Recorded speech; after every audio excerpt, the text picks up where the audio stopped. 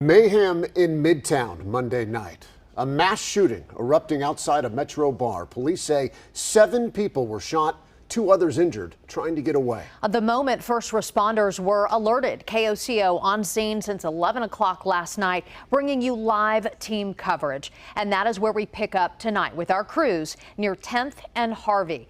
Staff at the Collective say they're traumatized after last night's shooting. The Midtown hotspot says their staff helped to treat some of the wounded. KOCO's Kylie Thomas joining us live from the scene. Kylie, this happened really right outside, right next door to that business.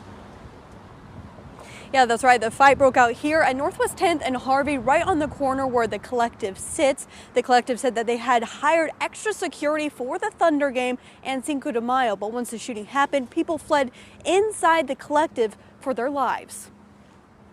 It's kind of a longer road to recovery. The shattered window is being boarded up outside the Collective, but the establishment says Monday night shooting has caused permanent damage. This is traumatic. This is not something that anyone asked for yesterday. Just after 11 Monday night, 7 people were shot, 2 more injured by glass in a fight at Northwest 10th and Harvey. Scared and injured people ran inside the Collective for safety. People were bringing in people, treating wounds right away. The staff in the Collective were treating them. A spokesperson for the Collective says their staff are traumatized. They will be offering employees counseling while collecting donations for the victims. Spur of the moment, just the good folks that work here at the Collective saying, like, how can we help these people? We love Oklahoma City here at the Collective, and our hearts go out to everyone who was affected by this situation. It's really, really upsetting.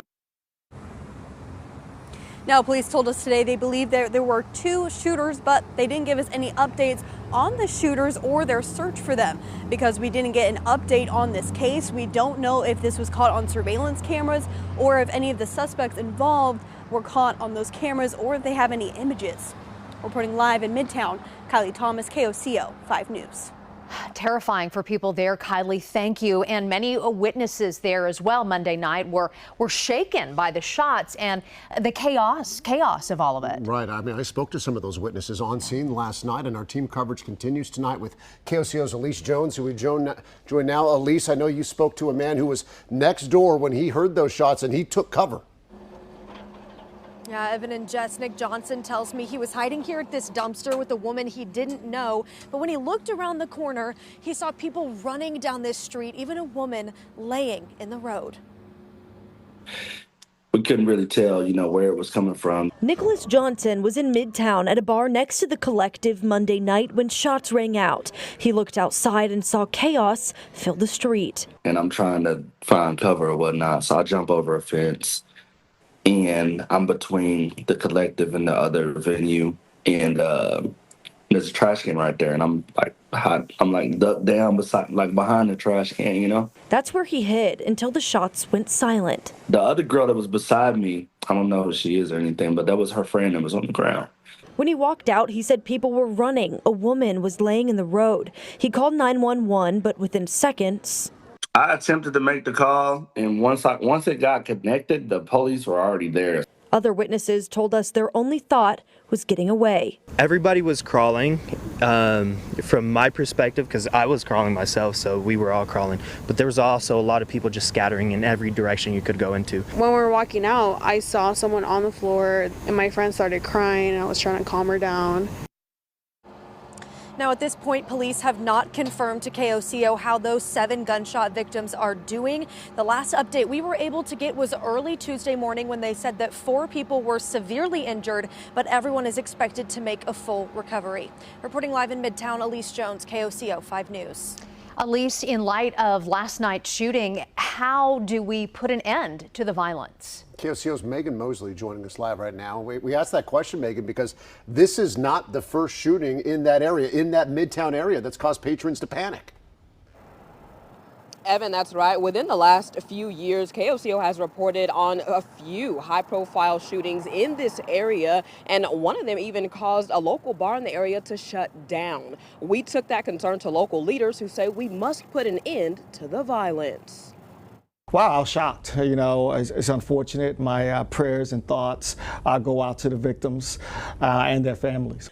Reaction pouring in Tuesday after a shooting at 10th and Harvey injured 9 people.